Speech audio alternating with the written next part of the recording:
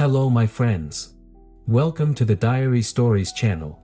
Today, I'm going to share a new exciting story with you, and as always, I'll draw my conclusions and give advice to the main character of this story. In this emotional narrative, the protagonist is surprised by an unexpected visit from his ex-wife, who reveals shocking news about her son, possibly being the protagonist's child. As the complex history unfolds, ex-wife desperation clashes with the protagonist's commitment to his current wife. The story explores themes of love, betrayal, and the challenges of navigating relationships when faced with unexpected revelations. The narrative takes a turn when his current wife arrives, introducing a contrasting dynamic to the situation and highlighting the resilience of the protagonist's current marriage amid the turmoil. Don't forget to subscribe to the channel, hit the like button, and leave your comments. Let's get started. The knock on the front door surprised me. First of all, it sounded timid, uncertain. Second, it was on a Sunday, and it wasn't even 8 o'clock in the morning yet. Third, everyone I pleased already had a key to the apartment. Strange, but it could have been important. So, I opened the door. Stun doesn't come close to describing my reaction to the thin, pretty blonde standing on the porch. "Hi, James." Maddie. Beautiful, brilliant, vivacious Maddie. My ex-wife Maddie. I hated Maddie. My heart rate increased, but I tried to hold it in. "Maddie, I never expected to see you ever again." "I know you didn't, but we need to talk. We should have talked a long time ago." "How did you find me?" "I followed you from your mother's house. I remembered you usually go there on Monday nights. It wasn't easy for me to decide to knock on your door." She smiled, but it was a weak smile. She seemed unsure, which wasn't like her at all, but at the same time, definitely determined. "Can I come in?" "What do you want, Maddie, please?" "James, give me 5 minutes, and then I'll leave." I sighed dramatically, which was always the limit of my resistance to Maddie's demands. I closed the door and followed her into the living room. She seemed agitated, unusually agitated, and I was in no mood to bail her out. "So, what do you want?" Maddie's big blue eyes roamed the room quickly, but there were very few clues. The apartment was new, and the bedrooms, bathrooms, kitchen, and office were the priority, so personal belongings were still in boxes. She glanced meaningfully at the couch but uninvited chose to remain standing. She turned to face me. "Would you offer tea, coffee?" "You're not a guest, Maddie. Say what you want to say." "What's up, James, really?" I chuckled. "Why do you care?" "I love you, James. I always have." "Is that why you've always made love to Tom?" It was Maddie's turn to sigh. "You know why. He was the first guy I ever loved, he was my first lover. We have a very special bond. And you didn't think you should have shared that information with me before we got married?" "I didn't think I still had feelings for him. He went into the army. I hadn't seen or heard from him in 14 months, and I fell in love with you. And yet, you slept with him every time he came back to town a few weeks before we got married. And for the 3 years we were married. Jesus, Maddie, you never gave up on him, even when you swore fidelity to me. It was all a fact. The detectives had it all figured out in the divorce settlement. At least she had the decency to look at the floor. What do you want, Maddie?" "I want my husband back, to rebuild our family." "Ex-husband, and I'm not coming back. You burned down our family, Maddie. I didn't want a divorce, you abandoned us, and then you wouldn't talk to me. I've been trying to talk to you for 2 years. I have nothing to say to you, and you have nothing I want to hear. You wanted Tom, take advantage. I wanted to be with you. I just wanted him to now and then. I don't play that game. You didn't get to choose between us, so I did.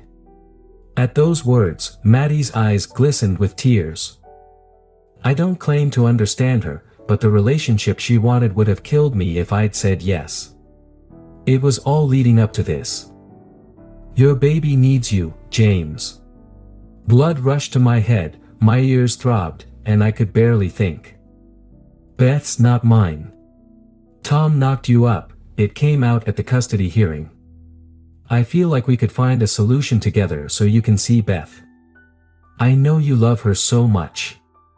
But I'm not talking about Beth. We have a son. I named him Jimmy. I didn't think the roaring in my head could get any louder, but it did. I don't know how I managed to stay on my feet because I don't remember anything about the next few minutes. My mind just went somewhere else to digest this new blow.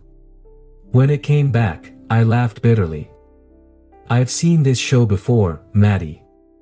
We're having a baby. Oh, James, you're going to be the best daddy ever. Only it was Tom's baby, not mine. But it's true. I didn't know I was pregnant when you served me with divorce papers. And when I didn't get my period, I thought it was stress. And when I realized I was pregnant, we had already signed everything, and Tom and I were making plans for the future. So what part of your plan for the future brought you here? I'm here because I love you. Your attitude towards me demonstrated that. Her tears burst out and rolled down her cheeks. They seemed sincere, but with Maddie, you couldn't be really sure. Jimmy needs his father, and Beth misses you terribly. I do too. Beth wasn't even 2 years old when we broke up. She's been away from me longer than she's been with me. And you've been able to find me any time since I moved out. What's really going on, Maddie? She lowered her eyes again, and tears rolled down from her long lashes. Tom left a couple of months ago. I don't know where he is, but he said he's not coming back ever. Why? Maddie hesitated. He couldn't accept the fact that Jimmy was your son. I couldn't help myself, I smiled wickedly. Oh well, then you've made a bad choice. Please, James, I'm begging you. I love you, the kids love you. We're supposed to be a family. We belong together, this is serious. Who is listed as the father on Jimmy's birth certificate? Maddie sobbed, then squeezed out quietly, Tom. Then it looks like you're looking for your husband in the wrong place. No, please, James. I really love you, you're the only husband I want, the only one I've ever wanted. I swear it. Maddie's face contorted in agony, and she breathed heavily as she cried, deep regret evident in her sobs. I fought myself not to reach out with a comforting hand. She just looked lost, pathetic. Dawn was the dynamo I had fallen in love with, replaced by this sad and desperate why. I felt my heart begin to break for her pain, but somehow I didn't have any pain of my own. I was saved by the sound of a key in the front door lock. I turned around in relief, and a smile of anticipation appeared on my face. Indeed, as day replaced night, the door swung open to reveal a slender, dark-haired vision in yoga pants and a puffy jacket, holding a bag of baked goods and a cardboard tray with 2 paper cups with lids. You're home, I said, smiling broadly. Sally answered me with a dazzling smile. But then she saw Maddie and looked at me puzzled. Honey, it's Maddie, the realization came, and Sally's lips pressed firmly together and then curled into a cold smile, a smile that didn't touch her expressive dark eyes at all. Hello, Maddie. I've heard a lot about you. Maddie, this is Sally, my wife. I wasn't supposed to take pleasure in Maddie's misery. Her eyes widened, then turned into slits. She could only nod, sobs shaking her body. She rushed past us, leaving the door open. I carefully closed the door behind her. Are you okay, sweetie? Sally stared intently into my eyes and lightly touched my cheek with her hand. Honestly, I was a little scared. I knew I would see her again someday, but I never imagined anything like this. What did she want? Reconciliation. Tom ran away, and she claims I'm the father of her son. Oh no, James, can it be true? It could be. When it became clear she wasn't going to give up Tom, I quickly finalized the divorce. We had some money, and I gave her whatever she wanted to get her to sign. It's quite possible she was pregnant without knowing it. What are you going to do if that's true?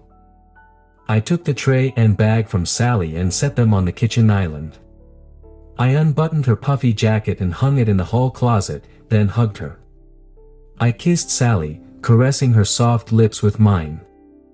What we are going to do is what we always do, my love. Do the right thing. You taught me that. If I'm this boy's father, Maddie and I will find the best way to support him. But it'll be within the confines of our marriage, you and me. I'm never going back to her. She smiled and disappeared into me. Sally was my rock after Maddie's betrayal. At first, I was hopeless, prickly, suspicious, pouncing at the slightest provocation, real or imagined. Sally accepted my wounds and showed me daily that I could trust her with all my thoughts and feelings. She showed me that I was worthy, that I could truly be loved. Relying on Sally's kindness, her patience, and her determined love in the face of my most destructive urges, together, we created a passionate, lasting partnership. I love this woman so much. Besides, I said, running my hands over the baby bulge that had been visible for a couple of weeks now, we have something of our own that will soon demand our full attention. Sally gave me another of her loving smiles. Speaking of which, your baby and I are very hungry. Where did you put the scones and tea? We laughed, and holding hands, together we headed for the kitchen. My conclusion to this story and advice to the author. Stay calm and collected. Given the emotional and surprising nature of Maddie's revelation, it's crucial to maintain composure. Responding with anger or impulsiveness may exacerbate the situation. Prioritize communication.